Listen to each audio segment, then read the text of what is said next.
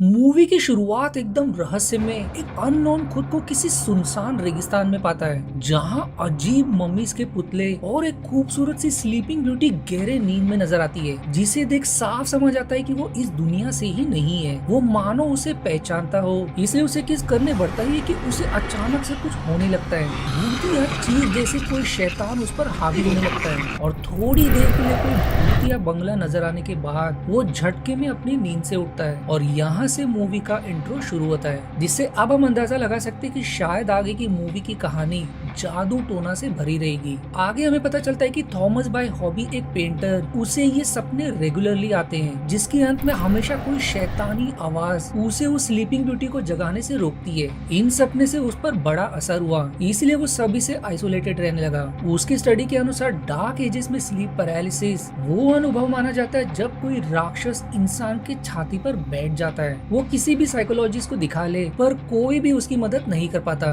फिर एक दिन उसे किसी फॉर्म से कॉल आता है कि उसके किसी अंकल ने मरने से पहले एक एनवेलप के साथ साथ काइसर गार्डन प्रॉपर्टी उसके नाम छोड़ गए, जिन्होंने अनजान कारण से आत्महत्या कर ली। थॉमस को इस बात से हैरानी होती है, क्योंकि उसे कभी भी पता नहीं था कि उसके अंकल भी है। सबसे बड़ी डिस्कवरी की ये वही बंगला निकलता है जो उसे हर नाइटमेयर में नजर आती है। एनवेलप में रखे नोट को पढ़ने पर उसके अंकल ने उसे एक डरावना खुलासा किया होता है कि उनकी पीढ़ी में मर्द सदियों से श्राप के बोझ में दबते चले आ रहे हैं और वो बंगला भी उनके परिवार में सदियों से चला रहा है, जिसका कई दशकों से उन्होंने रखवाली की, पर अब उनमें शक्ति नहीं रही, इसलिए अब वो उसके हाथ सौंप रहे हैं। पर बंगले में कदम रखने से पहले वो उसे कुछ डरावनी नियम बताते हैं कि बंगले का हर हिस्सा काइसर परिवार का ब्लड लाइन ही एक्सेस कर सकता है, पर कुछ भी हो उसे बंगले में छिपे हिडन रूम्स में कदम नहीं रखना है, क्योंकि वो किसी जरूरी कारण से सदियों से बंद रखा गया है और कुछ भी करके दूसरों को काइसर गार्डन से दूर रखना है। अब थॉमस तुरंत बंगले की तरफ निकल पड़ता है, क्योंकि वो जानना चाहता है कि आखिर उसका नाइटमेयर इस बंगले से कैसे कनेक्टेड है। बंगला एकदम डार्क और भूतिया नजर आता है। वहीं जबरदस्ती दरवाजा ओपन करते दौरान ऑडियंस को कोई डरावना साया नजर आता है। सबसे अजीब बात कि बंगला अजीब कारण से डरावने पुतले, कंकाल और हर तरफ जादू टोना मंत्र कार्ड होता है। वो जैसे जैसे आगे बढ़ता है हमें फिर से वही डरावना साया नजर आता है। बेसमेंट का डोर भी अपने आप ही खुल जाता है। बेसमेंट के अंत में उसे कोई स्पिरिचुअल मंदिर नजर आता है, जिसे जैसे ही वो छूने बढ़ता है वो ही डरावना साया बेसमेंट के डोर पर देख उसकी हालत पतली हो जाती है। बेसमेंट से बाहर निकलने के बाद अब उसकी मुलाकात लिंडा से होती है, जो खुद को उसी फॉर्म से बताती है, जो उसे कुछ इम्पोर्टेंट पेपर्स देकर चली जाती है। अपने घर लौटने पर अब और भी अजीब, इस बार उसका सपना थोड़ा अलग। वो स्लीपिंग ब्यूटी को किस करने में सफल हो जाता है, जिससे उसे होश आ जाता है। वो अपना नाम ब्रीन रोज बताती है, जो उससे सिर्फ उसके सपने में कनेक्ट कर पाती है, क्योंकि फिजिकल वर्ल्ड में वो कहीं और ही कैद है। इससे पहले कि थॉमस कुछ और सवाल करे, उसे थॉमस के पीछे कुछ डरावना नजर आने लगता है और अब थॉमस के फिर से झटके में नींद से उठने पर वो खुद को एकदम पैरालाइज पाता है। उसके पसीने तब छूटने लगते जब कोई इनविजिबल साया क्रॉल करते हुए एक भयानक शैतान उसकी छाती पर बैठ जाता है और उसके अटैक करने से पहले ही लकीली थॉमस नाइटमेयर से निकल आता है। अब अगले दिन वो उसी अद्भुत मंदिर को समझने की कोशिश करता है, जिसमें छिपे किसी बटन को दबाने पर कुछ खिसकने की आवाज सुनाई पड़ती है, पर कुछ खुलते नजर नहीं आता। थॉमस अब तुरंत काइजर गार्डन्स के इतिहास के बारे में जानने के लिए उसके रिकॉर्ड्स निकालता है। उन रिकॉर्ड्स में मिले एक सर्वे नोट से उसे क्लियर हो जाता है कि ये घर सच में उसके एंसेस्टर के समय से चली आ रही है, पर सर्वे पर उसी लिंडा का नाम देख उसे अब उसकी आइडेंटिटी पर शक होने लगता है। पर इससे पहले कि वो उसे कन्फ्रंट करे, उसे भयानक दौरा का अनुभव होता है, जहाँ वही डीमन जैसे उसकी जान लेने की कोशिश करता है। पर किसी तरह होश में आने पर लिंडा को कन्फ्रंट करने के बाद वो अब फाइनली रिवील करती कि वो कुछ समय से इस घर के रहस्य को पता करने के पीछे है, क्योंकि पिछले 125 साल में अब तक रहस्यमय तरीके से लगभग 50 से भी ज्यादा लोग यहाँ गायब हो गए, जिसमें से एक उसका भाई भी था। पर इससे पहले कि थॉमस उससे विनती करे कि वो उसकी मदद करेगा, थॉमस पर फिर से वही डीमन हावी हो जाता है, पर अंत में अपने ही सपने में ड्रिफ्ट हो जाता है। है। इस बार रोज उससे कुछ खास जानकारी शेयर करती है कि उसे हॉन्ट करने वाला विल डीमन है जिसके श्राप में वो फंसे हैं। दोनों तभी एक हो सकते हैं जब वो इस श्राप से मुक्त हो जाए जिसे सिर्फ वही तोड़ सकता है, क्योंकि अभी वही काइजर फैमिली का ट्रू ब्लड लाइन है। रियल वर्ल्ड में वो काइजर गार्डन प्रॉपर्टी में कहीं कैद है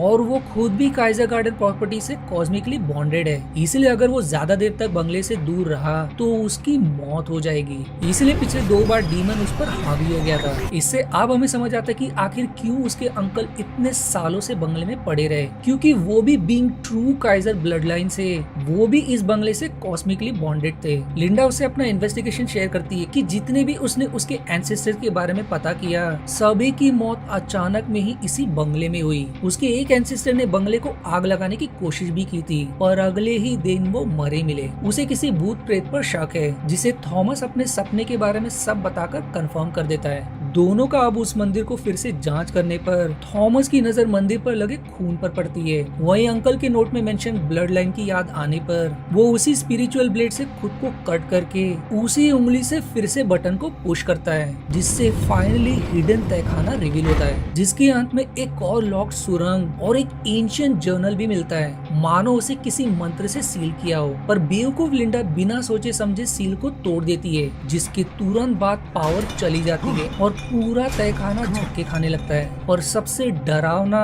कि सारे पुतलों में जान आ जाती है और वो लिंडा को अपनी तरफ खींचने लगते हैं। सबसे हैरानी वाली बात की वो थॉमस को कुछ नहीं करते, पर दोनों कैसे तो जर्नल के साथ भाग निकलते हैं। जहां आगे थॉमस की मुलाकात लिंडा के एक और साथी रिचर्ड से होती है, जिन्हें सुपरनैचुरल फिनोमेना में मारती है। वो बताते हैं कि उन्हें अटैक करने वाले एंशिएंट मिथ्स के अनुसार जिन थे जो किसी भी वस्तु को पोजेस कर सकते हैं, जैसे उस केस में वो पुतले। थॉमस भी जर्नल में उसी स्लीपिंग ब्यूटी को नोटिस करने के बाद उसे भी समझ आ जाता है कि वो घर से नहीं बल्कि रोज से बॉन्डेड है। इसीलिए उसके बंगले पर लौटने पर ही वो नींद से जग पाई, और अगर उसे नींद से जगाया जाए तो शायद ये श्राप खत्म हो सकता है। अब अपने एक एक्सपर्ट दोस्त को जर्नल दिखाने के बाद पता चलता है कि इसे काइजर फैमिली के सबसे ओल्डेस्ट एंसेस्टर विलियम ने क्रूसेड्स एरा के दौरान अरेबिक भाषा में लिखी थी, जो सबसे ओल्डेस्ट अरेबिक भाषा मानी जाती है। जर्नल के अनुसार विलियम काइजर ने इब्लिस डीमन को वर्जिन रोज का बलिदान देकर काइजर खानदान पर कभी ना मिटने वाला श्राप मर गया। क्रूसेड्स एरा के दौरान रोज रॉयल ब्यूटी रहा करती थी, पर जिन ने रोज के शरीर में नीडल्स चुभोकर उसे हमेशा के लिए अपने ही रेल में बंदी बना लिया। और वे डीमन, जिसे इजिप्शियन के अनुसार शैतान अल हयाल शाबत कहा जाता है और ग्रीक मिथ्स में एरेबस, वो रोज को इब्लिस डीमन के रेल से गार्ड कर रहा है। पर सवाल अब आता है कि फिर वे डीमन काइजर फैमिली से क्या चाहता है। वहीं कुछ पहली वो अनुवाद नहीं कर पाते हैं, जिसका मिस्ट्री क्लाइमेक्स में रिवील होगा। पर ज्यादा देर तक काइजर गार्डन से उसका दूर रहने के कारण विल डीमन थॉमस पर और भी हावी हो जाता है और उसकी जान निकलने लगती है। इसलिए उसे कैसे भी करके बंगले में लौटना पड़ता है। पर अब तीनों इस श्राप को अंत करने का तय करते हैं, इसलिए पूरी तैयारी के साथ उस लॉक तहखाने को अनलॉक करके उस भूतिया चेम्बर में एंटर करते हैं, जो और भी डरावना, पूरी जगह खून से सना होता है। और अब लिंडा को अपने भाई का भी पुतला दिखाई देता है, यानी कि यहाँ जितने भी पुतले हैं विल डीमन ने उनमें शिकार की आत्मा कैद कर दी। अब लिंडा कुछ समझ सके कि अचानक में